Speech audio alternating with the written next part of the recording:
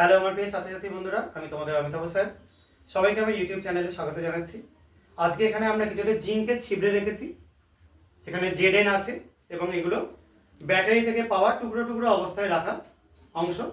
এবার এইগুলোকে আমরা দুটো পৃথক অ্যাসিডে যোগ করব। এখানে আমি কিছুটা 60% HCl রেখেছি, ডাইলিউট HCl অর্থাৎ লঘু HCl।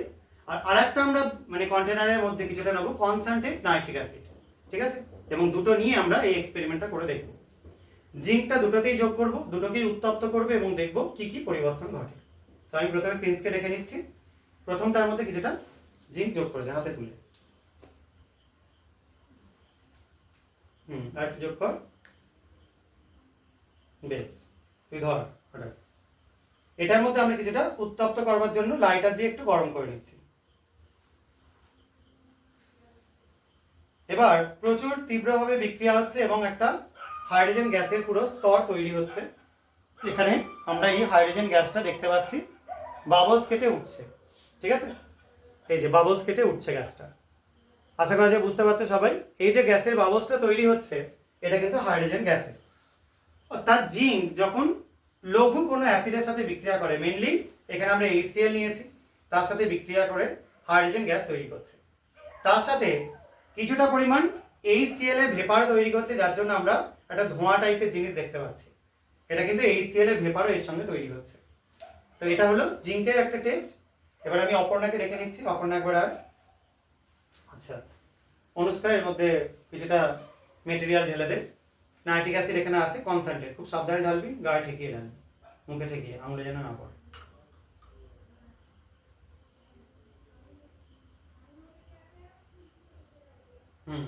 বেশ থাকো।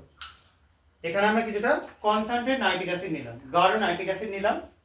এই নাইট্রিক অ্যাসিডের মধ্যে এবার যোগ করা হবে কপার। যোগ কর, কয়েকটা এরকম ছিপড়ে চাকতি সহ যোগ করে দে। চাকতিটা প্রথমে দে, চাকতিটা নিচের দিকে দে, তুলে ধর এটাকে। আস্তে আস্তে গায়ে গায়ে, হ্যাঁ বেশ। আর ইয়ে দে, দিয়ে দে। বেশ, দেখো দারুণ সুন্দর ব্রাউন কালারের একটা ভেপার তৈরি হচ্ছে।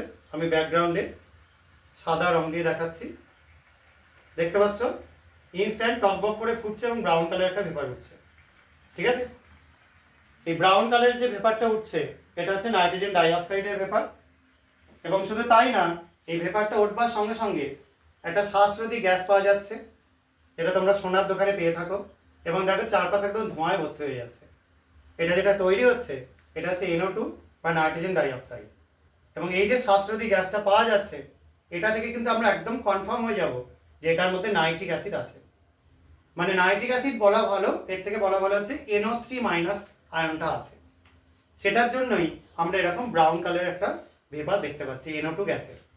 এই NO2 গ্যাসের ভেপারটাকে কালেক্ট করে যদি আমরা জলের মধ্যে পাঠাই, তাহলে HNO3 অর্থাৎ নাইট্রিক অ্যাসিড এবং HNO2 নাইট্রাস অ্যাসিডের মিশ্রণ তৈরি হবে।